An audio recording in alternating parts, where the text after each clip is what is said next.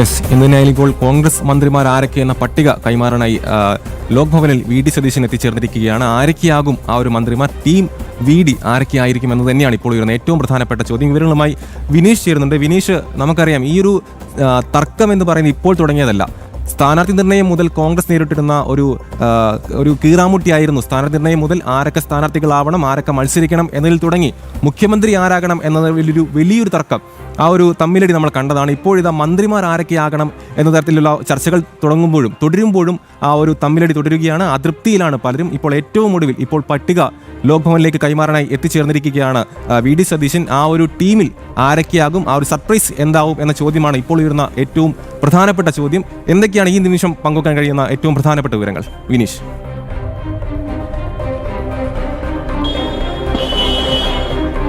നിലവിൽ കോൺഗ്രസിന്റെ പട്ടിക തയ്യാറായതിന് തൊട്ടു പിന്നാലെ തന്നെയാണ് ഇപ്പോൾ VD സതീശൻ നിലവിൽ നമുക്ക് കാണുമ്പോൾ ലോക്ഭവനിലേക്ക് അല്പസമയം മുമ്പ് എത്തിച്ചേർന്നിരിക്കുന്നത്. നിലവിലെ സാഹചര്യത്തിൽ ലോക്ഭവനിലെത്തി അല്പസമയത്തിനകം തന്നെ VD സതീശൻ പട്ടിക ഗവർണർക്ക് കൈമാറും എന്നാണ് നമുക്ക് മനസ്സിലാക്കാൻ സാധിക്കുന്നത്. എന്തായിരുന്നാലും നിലവിലെ സാഹചര്യത്തിൽ നമുക്ക് വ്യക്തമാക്കാൻ സാധിക്കുന്നത് കെ മുരളീധരൻ, നേരത്തെ നമ്മൾ പ്രതീക്ഷിച്ചതുപോലെ തന്നെ K Muraleedharan, Ramesh Chennithala, Shanimol Usman, CP John, പിന്നെ അത്തരത്തിൽ നേതാക്കൾ T സിദ്ദിഖ്, നിലവിൽ ചാണ്ടി ഉമ്മനെയാണ് ഈ മന്ത്രിസഭയിൽ നിന്ന് ഇപ്പോഴത്തെ ഘട്ടത്തിൽ ഒഴിവാക്കിയത്. ആദ്യഘട്ടം മുതൽ പേര് ചർച്ച ചെയ്യപ്പെട്ടതാണ് ചാണ്ടി ഉമ്മൻ്റെ. പക്ഷേ നിലവിലെ സാഹചര്യത്തിൽ ചാണ്ടി ഉമ്മനെ മന്ത്രിസഭയിൽ നിന്ന് മാറ്റി നിർത്തുന്ന തരത്തിലേക്കാണ് കാര്യങ്ങൾ പോകുന്നത് എന്നതാണ് ഇപ്പോഴത്തെ ഘട്ടത്തിൽ മനസ്സിലാക്കാൻ സാധിക്കുന്നത്. ഒപ്പം തന്നെ IC ബാലകൃഷ്ണൻ, OJ ജനീഷ് ഏറ്റവും അവസാനം നേരത്തെ കരട് പട്ടിക തയ്യാറാക്കുമ്പോൾ പോലും OJ ജനീഷിൻ്റെ പേര്, യൂത്ത് കോൺഗ്രസ് സംസ്ഥാന അധ്യക്ഷൻ്റെ പേര് ഈ മന്ത്രിസഭാ പട്ടികയിലേക്ക് ഉണ്ടായിരുന്നില്ല. ആ പട്ടികയിൽ നിന്നാണ് ഏറ്റവും അവസാന ഘട്ടത്തിലേക്ക് എനിക്ക് മനസ്സിലാക്കാൻ നമുക്ക് കഴിയുന്നത്. ഏറ്റവും അവസാന ഘട്ടം നമുക്കറിയാം, ഏകദേശം 16 മണിക്കൂറുകൾ മാത്രമാണ് ബാക്കി നിൽക്കുന്നത്. ഈ ഘട്ടത്തിനിടയിൽ തന്നെയാണ് നിലവിലെ സാഹചര്യത്തിൽ നമുക്ക് മനസ്സിലാക്കാൻ സാധിക്കുന്നത് ഏറ്റവും അവസാനം ചില പേരുകൾ കയറി വരുന്ന സാഹചര്യം ഉണ്ടാകുന്നു. ഒപ്പം തന്നെ ഘടകകക്ഷികളുടെ ഒരു സമ്മർദ്ദമാണ് ഏറ്റവും പ്രധാനമായി ഇപ്പോൾ അവസാന ഘട്ടത്തിൽ കോൺഗ്രസിനെ വലച്ചത്. പ്രത്യേകിച്ച് RSP ഉൾപ്പെടെയുള്ള സംഘടനകൾ അവസാന ഘട്ടത്തിലെത്തുമ്പോഴേക്കും അത് അവരുടെ നിലപാടുകളിൽ നിന്ന് ചില വ്യതിയാനമുണ്ടാകുന്നു. PJ ജോസഫ് അടക്കമുള്ളവർ നിലപാട് വ്യക്തമാക്കിക്കൊണ്ട് പറയുന്നത് ഇത്തരത്തിലാണ്.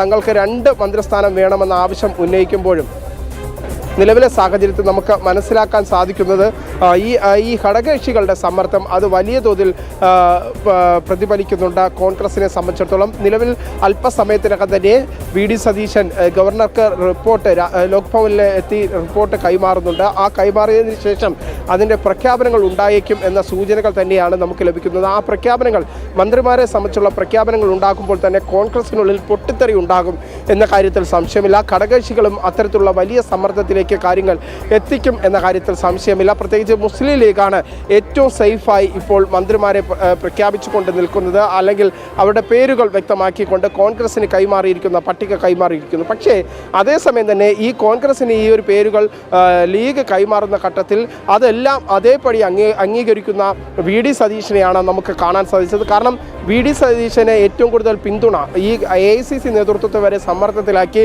മുഖ്യമന്ത്രി പദത്തിലേക്ക് എത്തിക്കാൻ VD സതീശനെ കളമൊരുക്കിയതാകട്ടെ മുസ്ലിം ലീഗാണ്, ഒപ്പം തന്നെ ജമാഅത്ത് ഇസ്ലാമുമാണ്.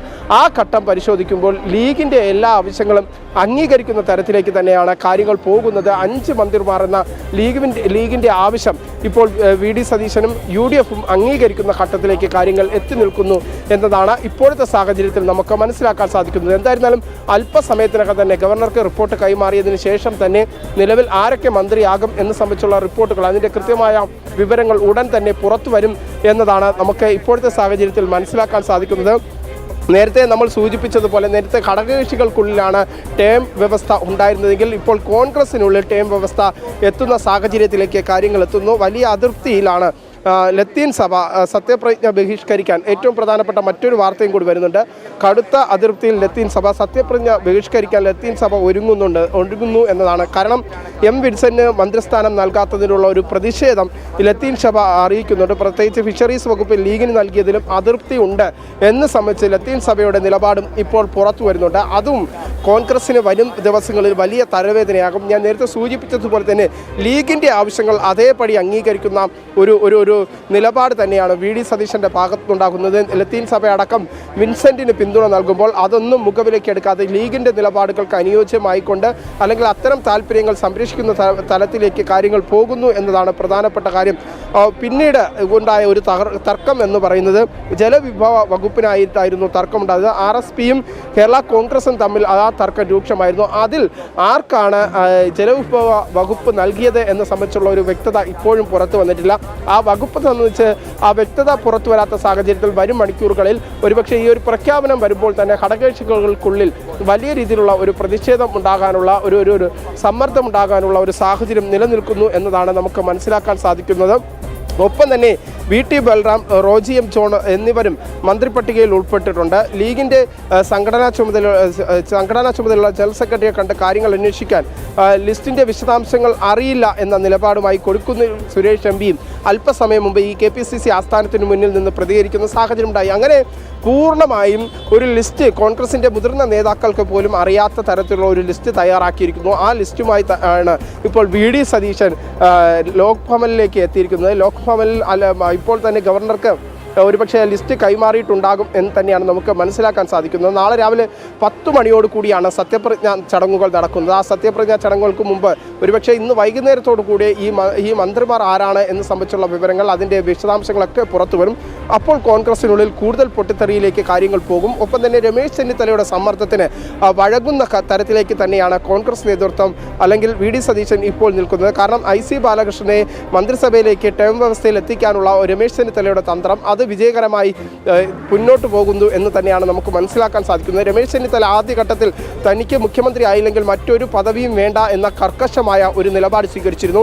ആ കർക്കശമായ നിലപാടിൽ രമേശ് ചെന്നിത്തല ആഭ്യന്തരവും വിജിലൻസും ഉൾപ്പെടെയുള്ള വകുപ്പുകൾ സ്വന്തം പോക്കറ്റിലാക്കുന്ന രമേശ് ചെന്നിത്തലയാണ് പിന്നീട് നമുക്ക് കാണാൻ സാധിച്ചത്. എന്തായിരുന്നാലും നിലവിലെ സാഹചര്യത്തിൽ വലിയ രീതിയിലുള്ള അതൃപ്തി കോൺഗ്രസിനുള്ളിൽ പുകയുന്നതിനിടയിലാണ് ലോക്ഭവനിൽ VD സതീശൻ എത്തിയിരിക്കുന്നതും ഇപ്പോൾ പട്ടിക ഗവർണർക്ക് മുന്നിൽ കൈമാറുന്നതും.